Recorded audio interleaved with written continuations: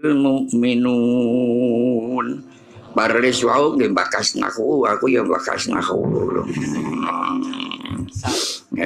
Aku ya bakas naku. Apa kok diwaca kolat lah. Dalile inna qaumi tajamma'u wa biqadli tahaddasu. La ubali bi jam'ihim kullu jam'in muannasul. Ngoten. Apa kok diwaca kolat dalile ya iku mang. Dene sing gawa tip jane awake, sing gak ngetip insyaallah teko malali. Kolat maknane ngomong lahum maring kunur kaum sapa rusuluhum utusane kaum. Innahnu jarene rasul ora ono utawi ingsun iku illa basyarun kejaba menungso mislukum kang padha karo sira kabeh. Walakin Allah satu meniki walakin Allah lan sak temene Gusti Allah iku yamunu maringi kanugrahan sapa Allah ala ing wong man wong yasaukan kersa sapa Allah min ibadihi sangka pira-pira kawulane Allah. Oh no. Wa makana lan ora ana iku lan kedue ingsun anak diakum ing yen to bakal nekaaken ing sira kabeh bisultanen kelawan nganggo kekuasaan emoh aku. Oh no sawenang-wenang emoh wong aku iki rasul kongkon momong kok. Oh no gak kongkon musuhi kaum tapi kongkon momong. Tangaden il anak diakum bisultanin lho. Jadi aku mau nekakno kekuatan, nekakno macam-macam mau mergo aku iki ya illa biiznillahi kabeh iki kejaba perintahe Gusti. Karena itulah wa 'alallahi lan ing atase Allah fal yatawakkal mongko becik pasrah sapa al mukminuna wong mukmin kabeh. Nah enteng nek wa 'alallahi falyatawakkalul mukminun. Wa malana alla natawakkalallahi alaina wa 'alallahi wa qad hadaina subulana wa lanasbirunna ala ma azaitumuna wa 'alallahi falyatawakkalul mutawakkilun. Niki malih dilakoni ngalallahi ing atase Gusti Allah. Tawakkalna tawakkal ngalallahi ing atase Gusti Allah waqt hadana lan teman-teman paling petunjuk sapa Allah ing ingsun subulana ing tedalan ingsun wala nasbirana lan yekti teman-teman nglakoni sabar sapa ingsun alama ing atase barang ataitumuna kang nglarakaken sira kabeh ing ingsun niki. Nek wong niku wa 'alallahi falyatawakkalul mukminun mari dadine wong sabar.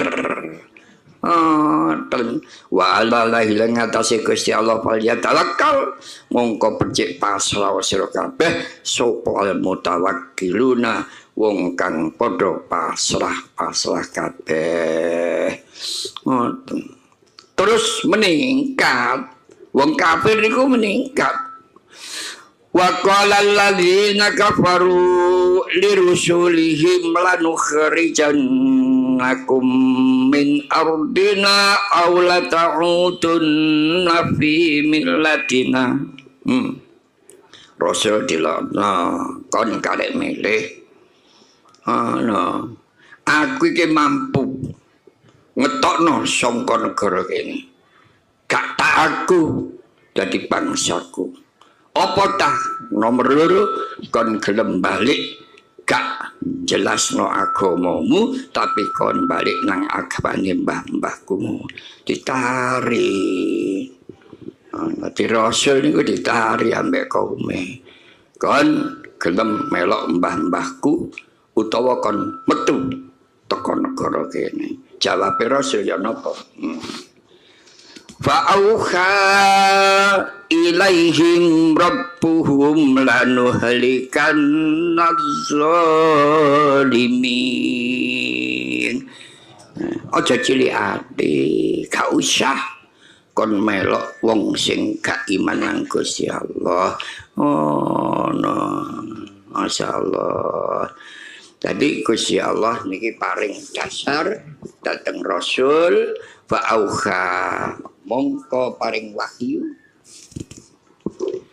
sapa ilaihim maring kono Nabi Rasul sapa rabbuhum pangerane Nabi Rasul wis nek anjene kon ditantang kaya ngono awakmu sabar lanuh likana bakar ngejur sapa ingsun kelawan temenan az-zalimina ing wong kang padha zalim kabeh nggih zalim niku napa sing diarani zalim niku kullu syai'in wudi'a ila ghairi mahallihi bahwa zalimun asin apa-apa iku nek dideleh duduk nggone iku jenenge zalim. Buruwe wedok rupane ayu turu mbok pawon. Tapi sing lanang seneng mlebu nang pawon. Takone karo wedok nang ndi? Delek uyah kilalap tebu. Lah wis keliru wae. Ono luyah kok dikilalap tebu. Iku jenenge zalim. Mana walanus kinannakum fil mimpi ardo min ba'dihim zalika liman khafa maqami wa khafa wa'id walanus kinannakum lan yakti netepaken manggon sapa ingsun ing sira kabeh tak panggono al ardo ing bumi mimba dihim sakwise wong kafir kabeh tapi liman zalika utai mengkono manggon iku liman lho niki jenenge muktadul hal zalika utai mengkono manggon iku liman tak tetepno kedue wong khofa kang wedi sapa Allah sapa wong makomi ing sifat kekuasaan ingsun wa khofalan wedi sapa wong wahidin ing pengancaman ingsun niku wa khofa wahidi lho ngoten dadi niku napa ngarane ya mutakalime niku dibuat wa khofa wahid tapi asline makomi wahidi lho ngoten lho niku jurusane niku ngoten Lali kaliman khofa makomi wa khofa wa'idi. Nah, tapi ini kudu diilangi ora dipadakno makomi. Wacanane yang mari gae. Nah, tapi maknane kudu dimaknani ingsun. Oh, ya nakune. Wastabtahu artinya jaluk kebuka kabeh. Wa khofa kullu jabbarin anid. Masih Gusti Allah buka no rahmat tetep wa khofa rugi sapa kullu jabbarin wong kang sumbung ngono wa anidin lan wong kang nyulayani kebagusan. Apa sebabnya? Miwaraihi jahannam wa yusqa min ma'in sadid. Wong sing melanggar dan miwaraihi jahannam. Wong iku dikapa-kapano diketing karo jahannam. Mulane kula sampean aja wedi kecemplung neraka. Tapi nek sampean dicandak karo neraka mergo diketing wa yusqa lan den ombeni sapa wong sing nggon neraka mimmain nganggo banyu sodidin tegese rupa nanah uwuk. Omben-ombenane wong mbok neraka iku. Dan Masya Allah. Yatajarra'uhu wa la yakatu yusiruhu wa ya'tihil mautu min kulli makan wa ma huwa bimayyit wa min waraihi azabun ghalid. Wong tersiksa niku mboten enak. Yatajarra'uhu niku maknane ngelek yo angel, gak dilek yo pancet. Goroane glogok niki tegese ya tarjaruhu. Wala yakadu yusiru gak iso. Ya apa-apa ngelek gak iso. Tapi wayati hilan teko ing kono wong apa al mautu mati min kulli makanin saking dindi panggonan wa mahulan ora ontane wong iku bimayitin mati ngono lah. Artine setengah mati. Mati niku karo setengah mati enak mati. Nggih. Wong setengah mati niku eling donya tapi gak iso apa? Ngersolo bengok-bengok gak iso tapi umi-umi iso. Masyaallah. Wa mi waraihi lan iku ana ing burine wong kafir azabun utawi siksa ghalidun kang banget larane. Kota kang ten laraken ngeten adana masalul ladzina kafaru bi rabbihim a'malahum karomatin istaqtat bihir rihu fi yaumin asib la yaqdiruna ala mimma kasabu ala syai' dzalika huwa fi dzalika huwa dhalalul ba'id. Ngene ku siksa niku ana karomatin kaya dene awu istadat kang banget bihi kelawan kono awu apa arrihu angin. Dadi kaya bleduk sing nyamber nang awak hawane panas fi yaumin asib ing dalam waktu ketika. Masya Allah.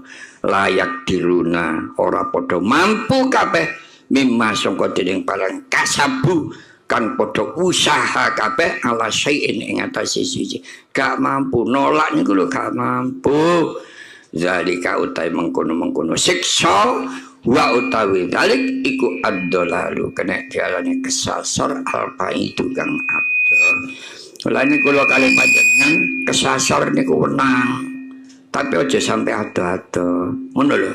Nek wis ado balik karo dalane. Ana kesasar pomong cik dulu agak nang balik lho ngono. Ono mlaku-mlaku kesasar nang gone rondo. Dan balik ngono. Alam tara annallaha khalaqas samawati wal arda bil haqq ayyasha yuzhibukum wa yati bi khalqin jadid. Alam tara gak ngerti takon annallaha satamene Gusti Allah iku khalaqa zat sing nyiptakaken as-samawati ing langit pitu wal arda niki nek maning maknane bumi pitu. Masih gak ono sabaine ya dimanani bumi pitu. Nek samawat jelas iku jamak. Ana arda niki gak ono jamake. Mulane gak tumon lafal wal arduna niku gak ono. Tetep arda. Jamake ku ya tetep mufrad. Nek nurut nahwu iya sya lamun kersa sapa Allah yudhibukum ngilangi sapa Allah ing sira kabeh wa ya'ti lan nekaken sapa Allah ana bi khalqin kelawan makhluk jadi den kang anyar. Insyaallah mampu sampai dihilangi diganti makhluk sing anyar kabeh. Wa ma zalika lan ora ana utahe mengkono-mengkono ganteni Allahi mungge Gusti Allah iku bi azizin angel ngono ora. Besok kula kali sampeyan nek ten akhirat niku tukaran mbek kancane dhewe. Ada sapa wa barazulillahi jami'an faqala du'afa ulil ladzina istakbaru inna kunna lakum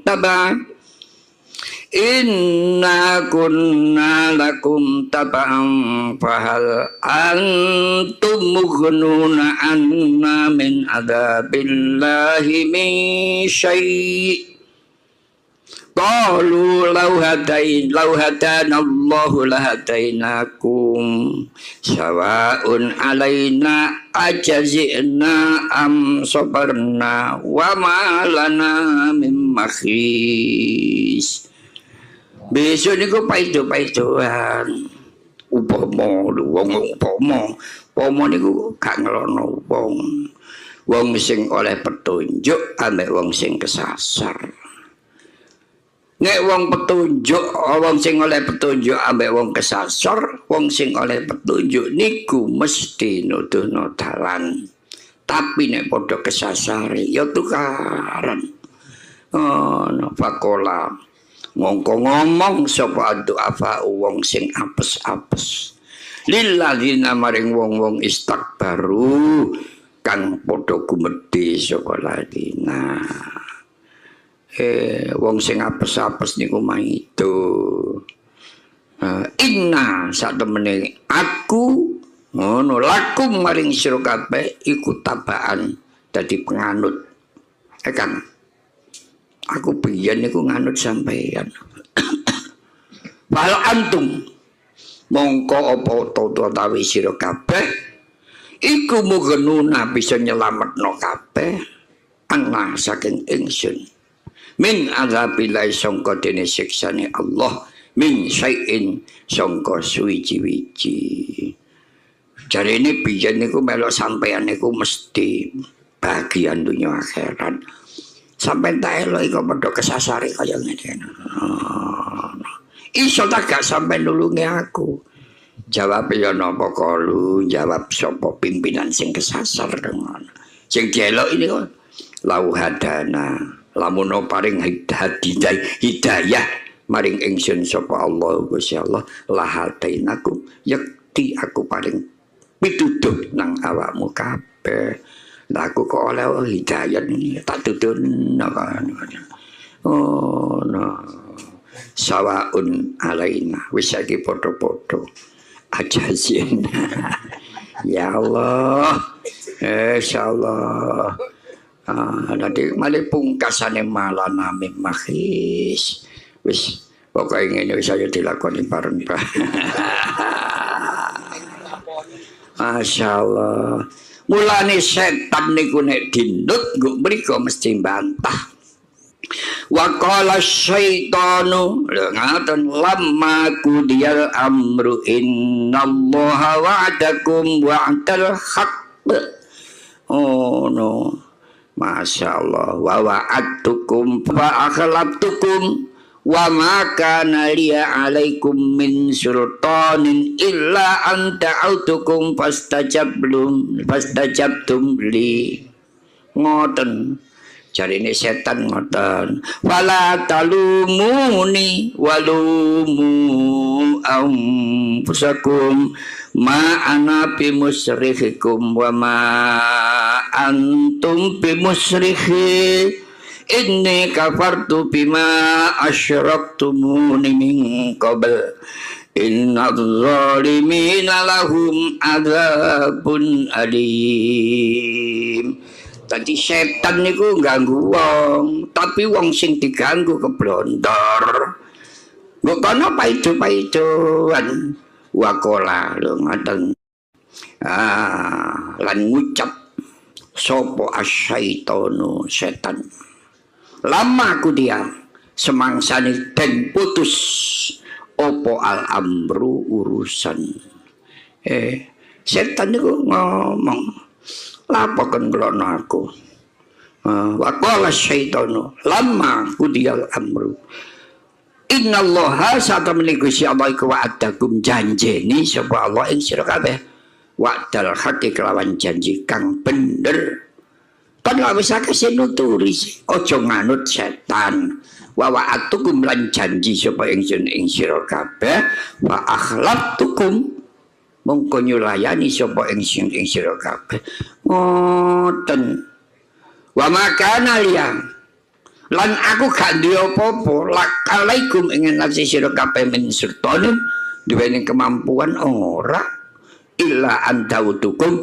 kejaba aku ngajak nang kon kabeh dadak fastajabtum kon niku lho nganut li karo aku lang salamu kon tak jak kade gelem jari setan ngono marene bojo iku haram tapi kon tak kandhani alah atase pisan ae lho mari ngono atase pindho ae atase ping 3 gak apa-apa jare setan ngono fala talumuni temen aja maido sira kabeh marang ingsun walumu lan padha maido sira kabeh anfusakum ing awak sira kabeh setan mokir ma anabi musyrikikum aku gak iso nulunge kon kabeh wa ma antum lan ora ana utawi sira kabeh kubi musyrikin nulunge marang aku nek kon kadek maido ini kafartu ngono aku iki lho lali bima kelawan parang asyrok tumuni kang melok sira kabeh ing ingsun mingko blu jaman sakmono lapo roti-roti kemben saiki biyen gak ngurus ayo nang neraka bareng innal zalimina satamne wong kang padha zalim lahum iku tetep kedue ladina adzabun utawi siksa alimun kang banget larane sadaqallahul adzim muga do kali panjenengan aja sampai katut pengajake setan. Terus kalau kali panjenengan dijak ngaji kaya ngeten iki muga-muga dosa pucuke rambut sampai teko tungkak teman-teman bersih di ngapura karo Gusti Allah. Al-Fatihah. A'udzubillahi minasyaitonir rajim. Bismillahirrahmanirrahim. Alhamdulillahirabbil alamin arrahmanir rahim maliki yaumiddin iyyaka na'budu wa iyyaka nasta'in. Siratal ladzina an'amta 'alaihim ghairil maghdubi 'alaihim waladdallin. Allahumma shalli wa sallim ala sayyidina Muhammad. Allahumma ja'alna bil afiyati wassalam wa haqiqna. Assalamualaikum warahmatullahi wabarakatuh. Selamat datang di channel Gus Ikia. Saya sebagai kreator di sini ingin mengajak Anda semua untuk mendalami kembali pengajian yang sangat berharga dari Kiai Husain Ilyas. Video ini tidak hanya akan menampilkan potongan ceramah beliau, tapi juga akan saya sertai dengan analisis dan pandangan pribadi saya sebagai bentuk apresiasi dan upaya kita untuk mengambil pelajaran yang lebih dalam. Mari kita akui, mendengarkan ceramah Kiai Husain Ilyas memang selalu ada daya tariknya. Selain ilmu yang beliau sampaikan, ada satu hal lagi yang bisa membuat kita betah, yaitu gaya bahasa beliau yang sederhana dan penuh humor. Humor itu menurut saya adalah alat dakwah yang paling cerdas. Beliau bisa menyampaikan ajaran Islam yang kadang terasa berat menjadi sesuatu yang ringan, mudah difahami, dan langsung menancap di hati. Kita akan membahas lebih dalam tentang bagaimana humor ini menjadi jembatan ilmu beliau. Selama mendengarkan pengajian beliau, ada beberapa poin penting yang sangat berkesan bagi saya. Pertama, tentang bagaimana beliau menghubungkan agama dengan realitas hidup kita sehari-hari. Beliau tidak hanya membahas dalil-dalil dari kitab, tapi juga memberikan contoh-contoh nyata yang kita alami. mulai dari masalah rezeki, hubungan dengan tetangga, hingga urusan rumah tangga. Ini yang membuat ilmu beliau terasa relevan dan tidak berjarak. Agama menjadi solusi, bukan sekedar teori. Poin kedua, saya sangat terkesan dengan pesan kesederhanaan yang beliau sampaikan. Di era digital yang penuh dengan pameran, kekayaan, dan kesuksesan, Kiai Hussein Ilyas terus mengingatkan kita bahwa kebahagiaan sejati itu bukan datang dari seberapa banyak harta yang kita punya, melainkan dari hati yang tenang dan tentram. Beliau sering berpesan, jangan terlalu sibuk untuk mengejar dunia, sampai kita lupa mengejar ketenangan batin. Pesan ini adalah tamparan halus bagi kita semua, pengingat bahwa kebahagiaan itu ada di dalam, bukan di luar diri kita. Poin ketiga yang saya amati adalah bagaimana beliau mengemas dakwahnya dengan kearifan lokal Jawa. Sebagai ulama dari tanah Jawa, Kiai Hussein seringkali menyisipkan pepatah atau peribahasa Jawa yang sangat besar maknanya. Misalnya tentang Trimo ing Pandum, atau alon-alon asal kelakon, atau Syekh Subakir pamit Semar, dan yang lainnya. Cara-cara seperti ini yaitu cara yang sangat efektif karena ajaran Islam lebih mudah dipahami dan mengakar kuat dalam budaya setempat. Kiai Hussein Ilyas juga berhasil membuktikan bahwa dakwah bisa disesuaikan dengan konteks budaya tanpa harus kehilangan esensi ajaran Islam itu sendiri. Dan terakhir, tentang peran beliau sebagai figur masyarakat. Kiai Hussein ini tidak hanya seorang penceramah, beliau adalah sosok yang sangat dekat dengan umatnya. Beliau adalah penasihat, penengah masalah, dan pemimpin spiritual yang dicintai. Ini terlihat dari bagaimana beliau berbicara, bukan sebagai orang yang lebih tinggi ilmunya, melainkan sebagai seorang ayah, seorang teman, atau seorang guru yang tulus membimbing. Hal ini mengajarkan kita tentang pentingnya adab dan ketulusan ketika berdakwah. Secara keseluruhan, pengajian Kiai Hussein Ilyas tidak hanya memberikan kita ilmu, tetapi juga memberikan ketenangan dan inspirasi.